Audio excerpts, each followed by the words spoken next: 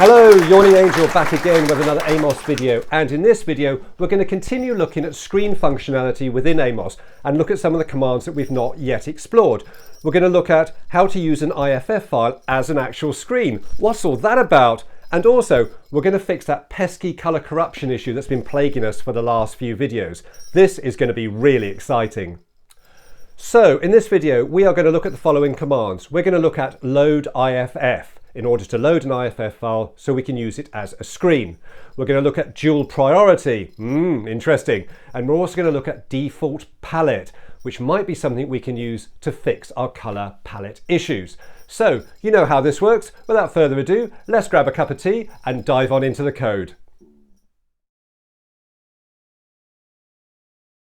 Okay, here I am in front of some code, but first of all, quick mouthful of tea.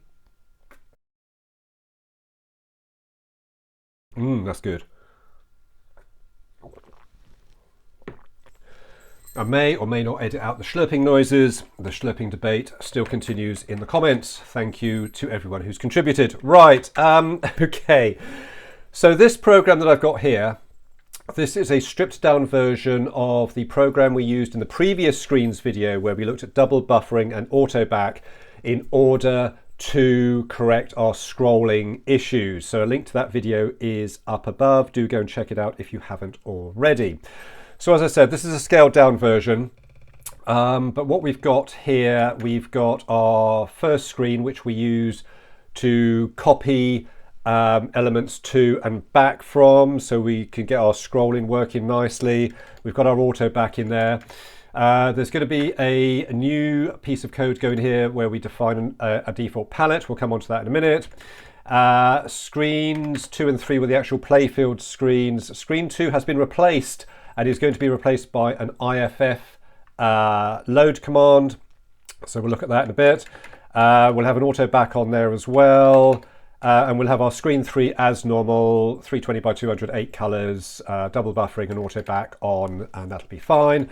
We've only got the one scroll this time, so we've got no parallax scrolling in this one. This is just a simple scroll over a static screen. So I've only defined one scroll, and I have changed the size of the scroll. So now it scrolls the entire screen, but only within the frame of the IFF file. So we'll see that in a minute. We create our star field again. We set our dual play field like we did and we have done in previous videos. New piece of code is going to go in here where we set dual priority, and we'll explain that in a bit.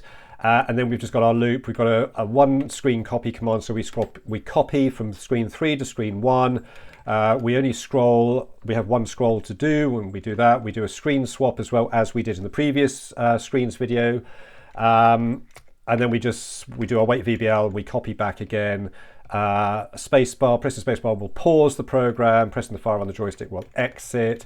And we've got our star field routine here, which has now been just streamlined down a bit. So it creates a star field for screen 3 only, and it fills the entire screen with pixels.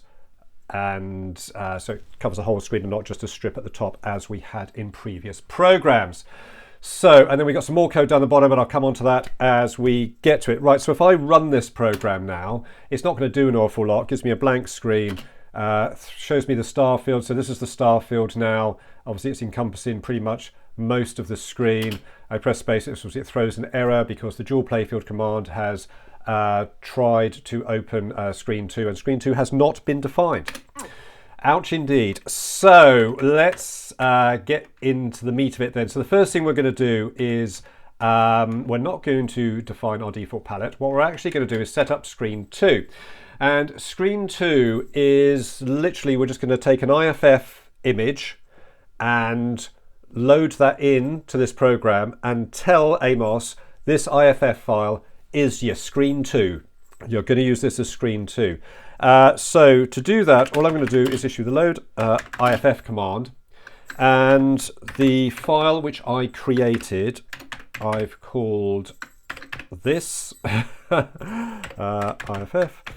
So I do my load IFF, I give it the file name, and this I've called this file scn_back_1 .iff, and then after this command I do comma 2, And what that does, that will load in this IFF image and assign it to screen 2. How good is that? I mean, how good is AMOS?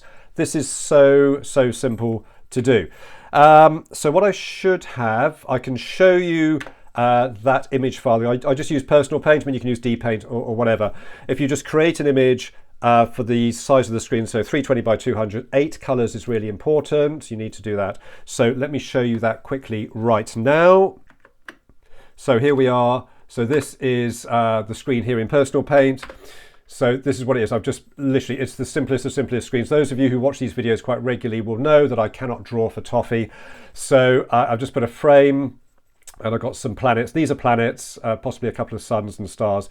And I've just created that 8 colors there in personal paint. Save that out. There it is. That's the file name, scn_back_1. That is my image. And that is what I have got in what I'm going to load into AMOS. So that will be that. And I've got the auto back command in there as well, and wait key, etc. Obviously, we don't have to define the number of colors it's using because it knows from the IFF file there are 8 colors in there, and that's what it's going to set to screen 2. Screen 2 will be using 8 colors. We'll talk more on that in a bit. So let me quickly save that, and let's run this and see what it does. So there's my IFF images in, and that is my screen 2. Now when I press spacebar, this is going to show me my star field. This is screen 3. So I'm not too sure what's going to happen when I press space next. Let me just do it. Nothing's happening there at all. We've got some scrolling going on, but we haven't finished writing this program yet. So we've got the screens set up. So the next thing to do will be to get that scrolling working, and we'll take a look at that next. Right, so what we're going to look at next is this problem. So when I run this, so there's my IFF file, there's my star field, and when I now press the spacebar, this should actually have a scrolling star field across screen 2, across this IFF file. And if you look very closely, you can probably see the odd dot scrolling across the whites here. It's not correct. What's going on? Where has my star field gone? Where has it vanished to? Well, I can tell you. So what happens when we do a dual play field? The way it takes was screen 2 first. So we've set dual play field. So we're going to have screen 2 first, then screen 3. So what it's actually done, it's put screen 2 over screen 3. So our star field is actually behind our IFF file, and that's why we can't see the star field actually moving, actually animating. So what we have to do is use the dual priority command. And what this does, we can actually then swap the order that the screens load into the dual playfield command. It's a little bit complex. Just to get your head around it, it's strange. It's like dual playfield does one thing. It goes, well, I'm going to take this screen, then that screen. And you go, well, actually, I don't want that. I want them the other way around. And you may be thinking, well, Yawning Angel, why don't you do dual playfield, screen 3, then screen 2? There is a reason for that, and it's to do with our color palette, and we'll talk about that later. So to fix this problem, what I need to do is do dual priority, and I just need to swap these screens around. Let me just check my notes. So I want it to be screen 3 and then screen 2. So I want screen 3 to be the transparent screen. Yeah, because at the moment it's saying that screen 2 is a transparent screen, which is why we can't see our playfield properly. So does that make any difference? Well, let me just quickly read to you from the AMOS Pro manual. So page 060107 is where we get most of the dual playfield and the dual priority instructions. So dual priority, it reverses the order of the dual playfield screens. So normally the first screen of a dual playfield is displayed directly over the second screen. To reverse this order so that the second screen appears in front of the first, use the dual priority command. Please note that this instruction only changes the order of display and has no effect on the screen organization at all. So the first screen parameter list is still used for all color assignments and with the screen display command. So the logical order stays the same. It is still screen 2, then screen 3. But in order to actually have our screen, the correct transparent screen at the front, dual priority is your go-to command. So if I run that now, so there's my IFF file, there's my star field. Let me run this. Look at that. My star field is there. And now when I hit the space bar, we've got scrolling. But look at those colors. They're muted again. We've got our color palette problem again. And that's what we're going to look at when we actually configure our color palette. But we've got the correct order of screens now. Screen 3 is transparent and it's kind of scrolling. You know, we've got these little dots scrolling in front of our image. Note that my scroll area, I've set that to be inside the frame. Just a technicality, it's easy enough to do. So we've now got our IFF file in and we've got our star field scrolling nicely, and we've used our dual priority command, we've swapped things around, and now we're going to look at colors. I'm nearly out of tea. I'm racing through that today. Yes, tea is important. Right, now what I want to talk about is colors. So let's go, so in the source code, here we go, I'm in my star field procedure, and this is the procedure which generates the pixels on the screen. What I've done, I've added some code in here, and what this is doing, it's going to show all 8 colors as they are now.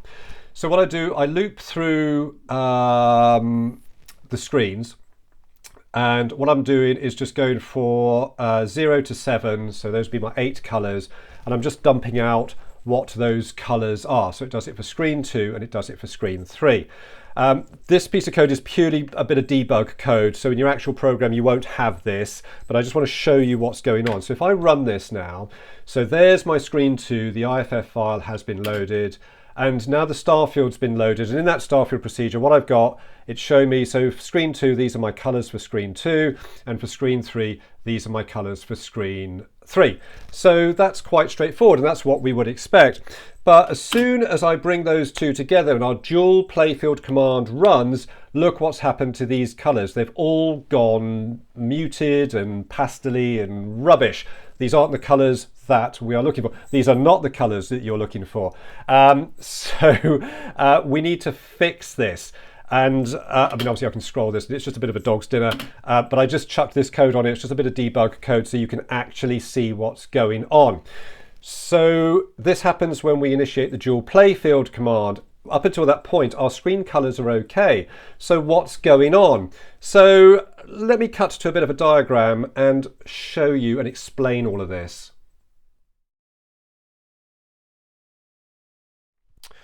Right, so in order to explain this, let me draw a picture. So we have got screen number 2, and this has our IFF image in it. We also have screen number 3. And this has got our star field. Okay. Now in terms of colors, each screen has 8 colors, and screen 2 has colors 0, 1, 2, 3, 4, 5, 6, 7. Which gives us the 8 colors. Screen 3 also has 0, 1, 2, 3, 4, 5, 6, 7. And we know this to be true because we've seen it on the screen. Seeing is believing. So what happens when dual playfield comes along? Because we know from experience that as soon as we initiate dual playfield, all the colors go a bit weird. So dual playfield uses 2 screens, and we tell it to use screen 2 and then screen 3. So what it does, it goes to screen 2 to get the colors from screen 2, which is fine. So that is giving us 0, 1, 2, 3, 4, 5, 6, and 7. Those colors are coming from there. For the second screen, you can probably see a bit of a problem emerging here because it's already got colors 0 to 7, and screen 3 is using colors 0 to 7. So what's going to happen there? Well, what dual playfield does, it then just continues on counting up through the colors. So it will go 8, 9, 10, 11, 12, 13, 14, 15. This is where the problem comes in, because we haven't defined these colours for use in screen 3, and this is where our colour palette goes a bit wrong.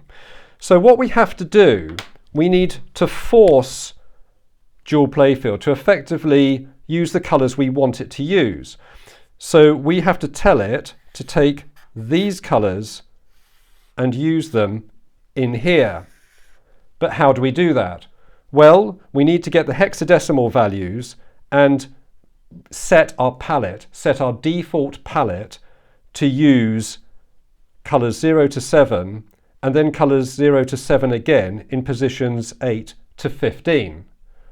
So that's what I'm going to show you how to do right now.